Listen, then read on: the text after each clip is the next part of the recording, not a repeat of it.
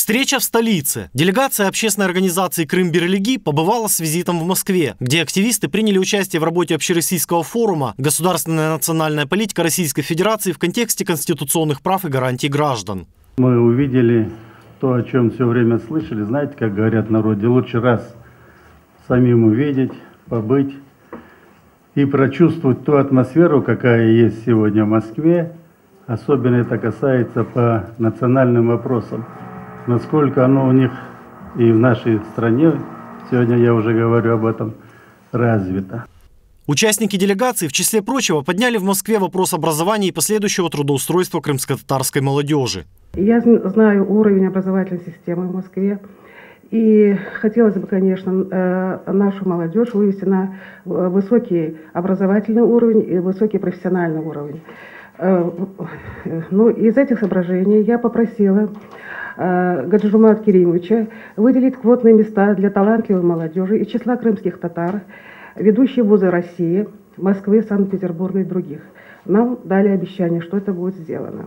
Также члены делегации побывали в Московском доме национальностей, встретились с коллегами из других регионов России. Чеченская республика пригласила крымчан на свои мероприятия, запланированные на будущий год. Затем были приглашены на конференцию о подписании договора между Дагестаном и Москвой. Надо отметить, что меня очень удивила теплая, дружеская, я бы сказала, родственная атмосфера между различными народами. Насколько я поняла, в России существует около 160 национальностей. И особенно тепло и участливо они отнеслись к нашей делегации, так как это была первая встреча с крымскими татарами. В скором времени, я надеюсь, что и они же нас пригласили, мы также подпишем договор о дружбе и сможем продемонстрировать свою крымско-татарскую культуру. Во время поездки общественники приняли участие в 10-м международном мусульманском форуме «Миссия религии и ответственность ее последователей перед вызовами современности», где поднимались вопросы не только всероссийского, но и общемирового масштаба.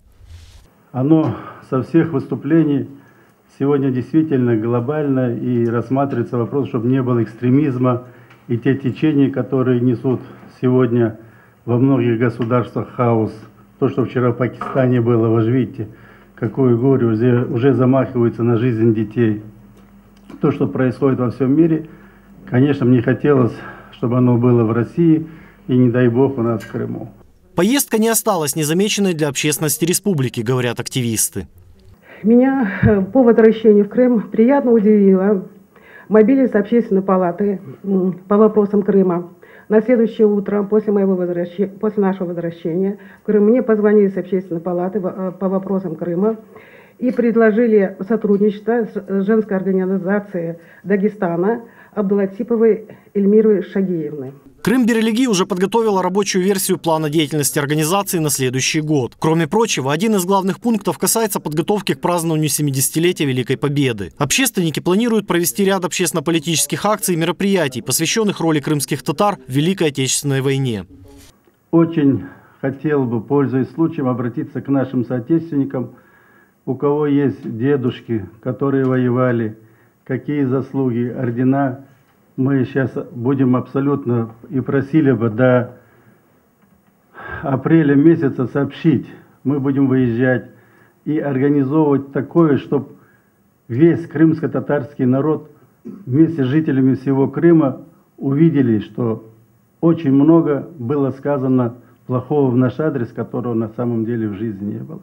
Крым Берелеги намерена обратиться к руководству республики с инициативой создания аллеи героев Советского Союза, где были бы представлены и крымские татары, удостоенные этого высокого звания. Алексей Щербак, Андрей Акатьев, служба новостей ТВ-ФМ.